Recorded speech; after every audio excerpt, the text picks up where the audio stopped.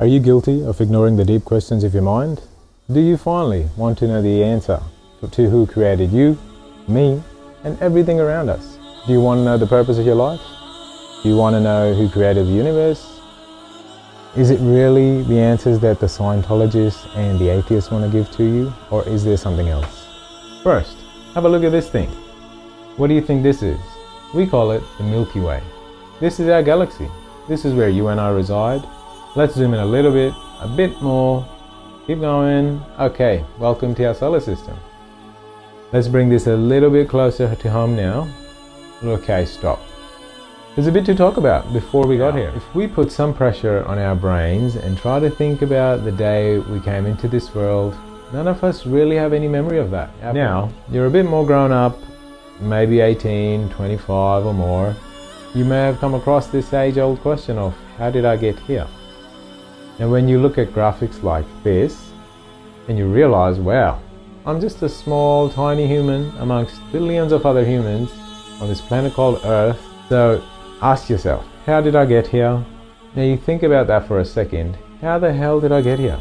On this planet with so many others like me. Pause. Seriously. Close your eyes, wonder for a minute. Think of your parents and your loved ones, the day they would have come into this world and the day they will pass away. Now think of the Earth spinning in gravity-less space, which is empty. No life, no sound, no air. Now you see all these planets, including ours, spinning in space on their set orbits all around the Earth at their set speeds. Now think, what if all that stops? What if the Earth stops spinning? What is time out there? Who is looking after this whole business of planets, gravitational pulls, making sure nothing spins out of order? It's a thought that scares me, to be honest. Now you can open your eyes again. Let's bring it a bit closer to home. The planet Earth has just the right quantity of oxygen in the air to sustain human life, 19.5% to be exact. Now through the lens of science, we know there's many planets out there in space. However, none have the right level of oxygen to sustain us. Who managed to get this mix right? When our water taps can't even get the right amount of hot to cold water ratio right. Who put oxygen on here? That is just the right amount, because too much would kill us. Okay, so enough of the space business and Earth. Now let's think about what's going to happen the day when we have to go into this Earth, into the soil of the planet we were thinking about earlier. So all the things I experienced in my life, things like the first day I met my wife, or the day I had children, the day I drove my first car, the day I graduated, and all these things, these are all memories and happiness we look forward to and remember and work towards. So what was the point of it all? Where's all that gonna go? How has any of that made a difference in the grand scheme of my life ending? Why did I even do those good things for people?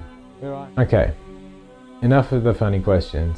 How can such a complex human being in such a super complex planet, with all these advancements in technology and buildings and cars and so on, how can all of this just die, be finished, and there was no maker, no creator, none of it had any purpose? Think of the device you're watching this video on.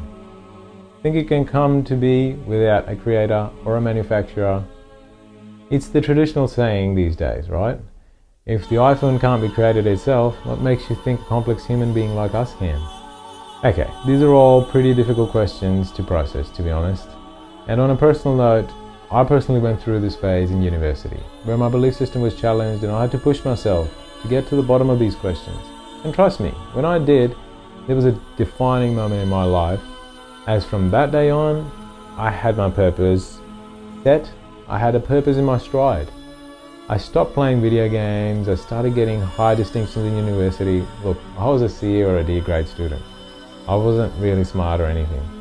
I became fitter, stronger in the boxing gym, I got a better job, I found purpose in my life. Not to sound cliche, but I found God.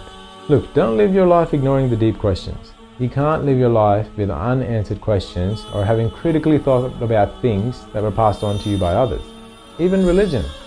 Even things others have told you about God. Otherwise, like most people, you would rely on some stimulant or distraction to numb these deep questions, put on a movie or a series, get over this deep phase, and that's it. Now, is that really a smart way to approach this? Or anything for that matter? Ignoring the monster isn't going to make it go away. If the message made sense and it's resonated with you, then I urge you to watch the second part, which is called Atheism or God. And consider subscribing to the channel as well,